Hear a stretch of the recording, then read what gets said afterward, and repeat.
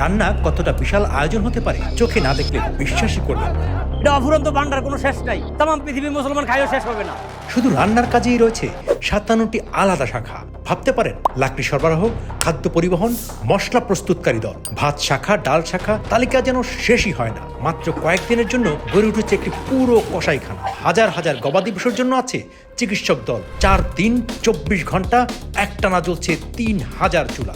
হ্যাঁ, এটাই দেশের সবচেয়ে বড় রান্নাঘর। আর আজ সেখানেই নিয়ে যাচ্ছি আপনাদের।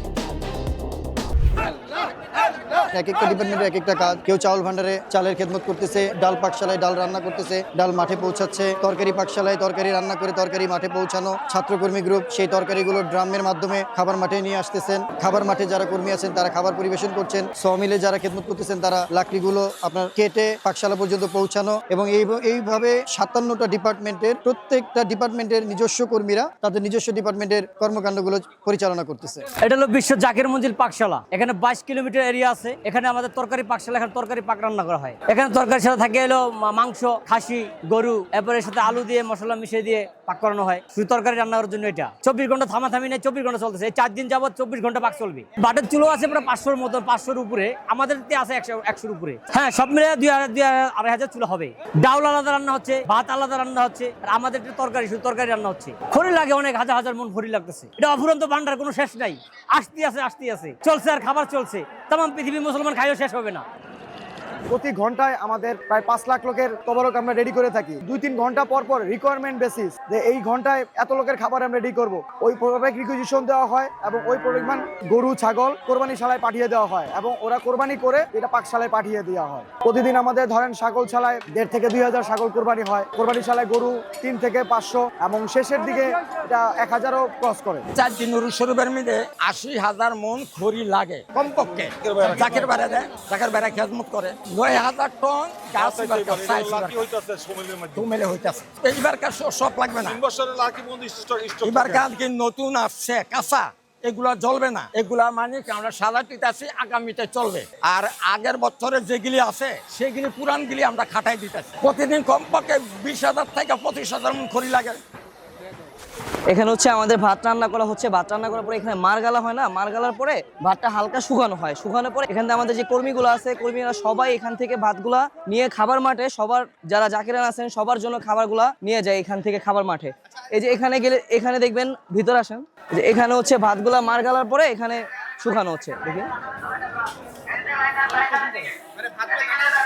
ভাতগুলা কাটা হচ্ছে একটু যাতে মার গালছে, তো যার কারণে একটু ভাতগুলা লেগে না যায়, এই জন্য ঝরঝরা করার জন্য। হ্যাঁ, বিভিন্ন চাল মিক্স করা আছে, ওটা ওইভাবে ওনারা দেয়। তো মহিলাদের জন্য হচ্ছে আলাদা ব্যবস্থা হওয়ার কারণে মহিলাদেরকে পিকআপে করে এখানে তবারকটা পিকআপে করে মাঠে নেওয়া হয়, যাতে মহিলারা বাইরে না আসতে পারে। কোনো মহিলা ভিতর থেকে তারা তবারকের সুব্যবস্থা পায়। এখানে হিন্দু, বৌদ্ধ, খ্রিস্টান, আদিবাসী যারা, তাদের জন্য আলাদা একটা রান্না বান্নার ব্যবস্থা আছে। হ্যাঁ, বাকি ধর্মের সমস্ত রান্নাটাই এখানে হয়। হ্যাঁ, একটাতে ভাত হচ্ছে, বড়টায় আবার ডাল হচ্ছে, আলু সিদ্ধ হচ্ছে, বিভিন্ন রকমের সবজি রান্না হচ্ছে আর কি। আর এখানে যারা রান্না করতেছে তারাও হচ্ছে সনাতন ধর্মের, তারাও সনাতন ধর্মের এবং তারাও ভক্ত, পুরাতন ভক্ত। ধরেন যে খাসির মাংস খাবে সে মাংস, আর যে নিরামিষ খাবে তার আলাদা আছে, সে নিরামিষ খাবে তার খুশি। যে যেটা প্রসাদ যার যেটা ভালো লাগে সেটাই কমিটির তরফের থেকে ব্যবস্থা করা হয়।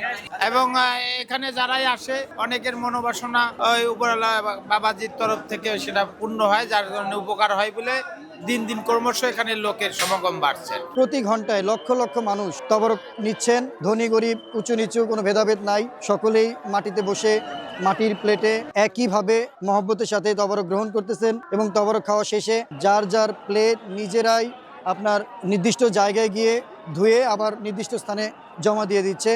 এবং এমনভাবেই তারা পরিষ্কার করছে আগামীতে এই প্লেটে আরেকজন জাকের ভাই তবরক খাবে। তো একেবারে নিজের মনে করে তারা প্রত্যেকে এই কাজটা করতেছে। যে এটা হরিণশালা, আমাদের কাছে 60টা হরিণ আছে।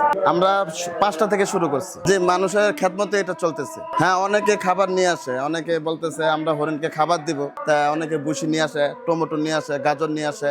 এখন 60টা হরিণ আছে, 29টা পুরুষ আর 31টা মহিলা। বাংলাদেশের বিভিন্ন জায়গা থেকে নজরানার খাওয়া আবার নজরানার গরু আসে, ট্রাকে আসে, ধাক্কা ধক্কা খেয়ে এখানে একটু অ্যাক্সিডেন্ট অসুস্থ হয়। সে অসুস্থ গরুগুলো আমরা সেপারেট করে এখানে চিকিৎসা করি। ডাক্তার আছে 13-14 জন, সহকারীরা আছে, ওনারা গরুরে ড্রেসিং করে, বিভিন্ন সেবা করে আর গরুর খাওয়া দাওয়া করায়, আবার খানা দান ১,৫০০ লোক হয়ে যায়। আমার সাথে 500 জাকের বাইরে খেদমত করতেছে, বুঝলি, জানমাল দিয়া তারা খেদমত করতেছে। কাঁচা বাথরুম প্রায় ২,৫০০-৩,০০০ আছে, তারপর পাকা বাথরুম ভিতরে আছে, 70টা মোটর চলতেছে, সাবমার্সিবল চলতেছে, কাজবাজ অনেক কিছুই আছে। আর 2 মাস আগে হইতে এগুলো সব জোগাড় করতে হয়েছে, কাজবাজ করতে হয়েছে, বাথরুম বানাইতেছে, এগুলো সব করতে হয়েছে 2 মাস আগে হইতে। স্টক বলতে আমাদের মূল খেদমতটা আমরা উরুস শরীফের মাঠেই উঠে থাকে এবং এই খেদমতটা তারপর অন্যান্য প্রোগ্রামেও আমাদের খেদমত আসে। তো এইটা দিয়ে আসলে এই বিশ্ব জাকের মঞ্জুর শুধু 1 বছর না, কয়েকটা বছরের খাবার আমাদের স্টক থাকে। আমার নাম চিত্তসেন বড়ুয়া, বৌদ্ধ ধর্ম। আমি তো প্রথমে আসছিলাম দেশ ভ্রমণের জন্য, এখানে একটা বড় অনুষ্ঠান হয় শুনছি, দেখার জন্য সব ধর্মের মানুষই আছে। যেমন উনি মুসলমান, একটু আগে আমার এক দল মুসলমান গেল এখান থেকে, আমার সাথে দেখা করে গেল, সিটাং থেকে আসছে, আমিও সিটাং থেকে আসছি। আমি হিন্দু ধর্মের লোক, আর আমি এই 5 বছর পড়লো আর কি। না, আমি এটা আশা করে আর কি, প্রথম বছর এটা আশা করেই করছি, সেটা আমার আশা পূর্ণ হয়েছে, যার কারণে আমি প্রতি বছরই আসি।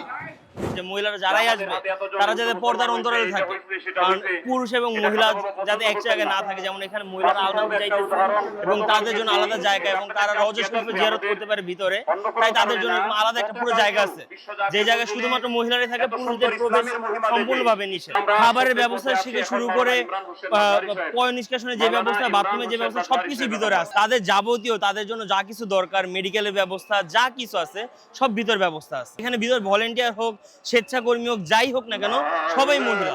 এখানে কোনো পুরুষের কোনোই কাজ নাই। এখানে কোনো কিনা না, মানে আমার খাজা বাবা যে কিনে আনি ছাড়িছে এমন না, সব আপনাদের মতো জাকেরেরাই দিতেছে। আমরা খেদমত করছি প্রতিদিন, আমাদের ছাগল মোটামুটি 200, 250, 300, 400 এরকম যায়। এখানে আসলে প্রত্যেকটা ডিপার্টমেন্টের জন্য তার নিজস্ব কর্মী বাহিনী আছে।